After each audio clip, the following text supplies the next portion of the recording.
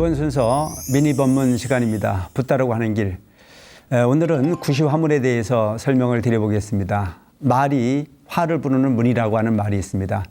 말이라고 하는 자체가 말 한마디에 천냥빚을 갚는 경우도 있고 말 한마디에 사람을 살릴 수도 있고 사람을 죽일 수도 있습니다.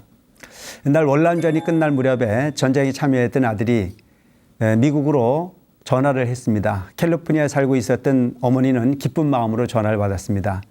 전쟁이 끝났으니 빨리 와라, 보고 싶다. 어머니는 울먹이면서 아들에게 이야기를 했습니다. 아들은 그런데 집에 돌아갈 수 있으되 혼자 갈 수 없고 옆에 있는 동료가 전쟁에서 팔을 하나 잃고 눈을 하나 잃은 동료가 있다.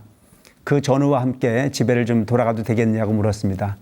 갈 곳이 없는 전우이니만큼 그와 함께 집으로 돌아가겠다고 얘기했을 때 그 어머니는 그 아들에게 이야기를 합니다. 그렇게 장애를 가졌다면 하루 이틀 내지는 한두 달 정도는 함께 있을 수 있었지만 갈 곳이 없는 그 사람을 평생 우리와 함께 살는다는 것 자체는 좀 깊이 있게 생각해 볼 필요가 있지 않겠느냐라고 하는 표현을 합니다. 아들은 어머니에게 부탁을 합니다. 그 동료는 갈 곳이 없습니다. 그 전우는 나와 함께 살 수밖에 없는 현실이니 꼭 받아달라고 부탁하지만 어머니는 곤란하다고 이야기를 합니다. 어머니의 이야기를 들은 아들은 무겁게 전화를 끊었습니다.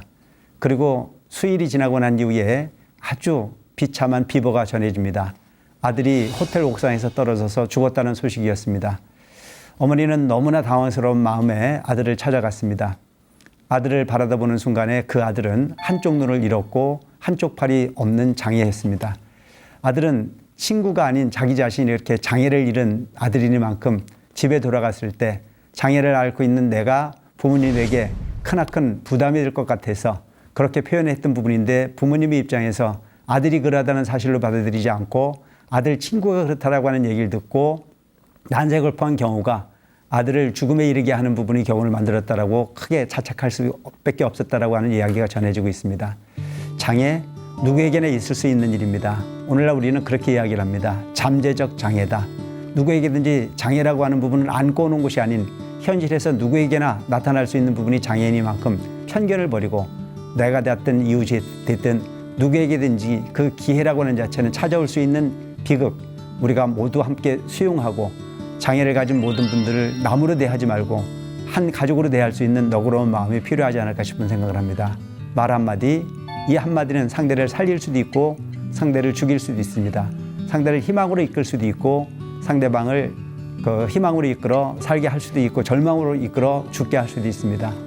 오늘날 우리 모든 사람들은 현실 속에 나 스스로의 완벽이라고 하는 자체가 영원할 거라고 하는 쪽에 생각을 하기보다는 장애나 그 고통이 왔을 때 그들을 함께 포용해 살 수 있는 너그러운 마음의 자비심이 필요하지 않을까 싶은 생각을 합니다.